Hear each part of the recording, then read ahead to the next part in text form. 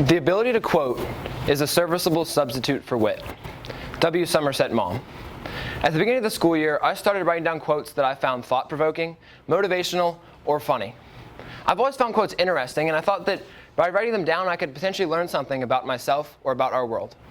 Now, 7 months later, I have a list of about 40 meaningful quotes that have impacted me in some way. When I first started recording these quotes, I didn't think that they'd be very useful, but I've been shocked at how often I've used them in my everyday life. They've been helpful guidelines for which I can live my life. So today I want to share a few of these quotes with you all and some of the lessons that I've learned from them, and hopefully you will hear one that impacts you as well. The first quote on my list: "Yesterday is the past, tomorrow is the future, but today is a gift." Bill Keane. I first came across this quote in my history class, and it was my inspiration for creating this list.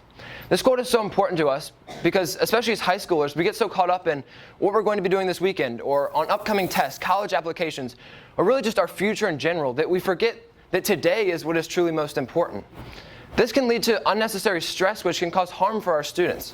Having this quote first on my list always reminds me that living for today is what I should focus on first and foremost. Another inspiring quote on my list is by Albert Einstein. "If you can't explain it simply, then you don't understand it well enough." This has influenced how I learn because I think so many times we get so caught up in the small details that we forget about the broader picture. Albert Einstein reminds us to always focus on the big picture in everything that we do. On the topic of Albert Einstein, how did he become so smart? Some may say he was born that way, but I believe that success is earned through hard work. Thomas Edison says, "Genius is 1% inspiration and 99% perspiration." Many people may disagree, saying that sometimes people get lucky. And we always hear stories about those chance encounters that changes someone's life.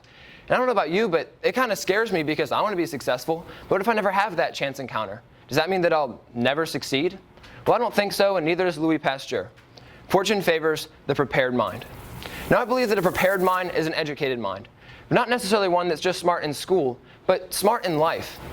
Aristotle says, "The mark of an educated mind is the ability to entertain a thought without accepting it." Aristotle makes a good point here because anyone can argue for their side of the argument, but the ability to truly consider the other side is what makes someone educated. Now, this advice is timely because in today's society, especially in politics, you either have to agree or disagree, be right or wrong, be Republican or Democrat. This is a false dichotomy. What if what we believe in doesn't exactly fit into one of these two buckets?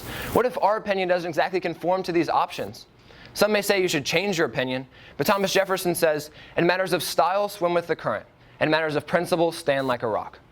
Part of what we've lost as a society is standing up for what you believe in, not what your party believes in. I guarantee that very few people agree 100% with their political party, and yet each party despises the other. But even if you disagree with someone on every political issue, it does not mean that you cannot be friends with that person. In the words of Thomas Jefferson, "I've never considered a difference of opinion in religion, in politics, in philosophy as cause for withdrawing from a friend." We must remember that just because you disagree with someone, it does not mean that you must dislike that person. I think one of the reasons that we have such a great divide in our country is that people are thinking for themselves less and less. In the words of Kay from Men in Black, "A person is smart, people are dumb." We must think for ourselves. We cannot succumb to mob mentality because that can lead us away from our true self. Individual ideas are important to our world because they can help create a more thoughtful and respectful society. Now, it may seem that given our current disagreements, our society is doomed. But people are resilient and they will persevere. In the words of Tony Bennett, "Out of darkness and struggle comes love and unity." One of the best human qualities is that we can overcome so much adversity with positivity and with resilience. In the words of Jim Valvano, "Don't give up. Don't ever give up." Both these quotes show us that everyone has their struggles, but those struggles are what makes us human. They're what make us able to understand how to love and how to come together.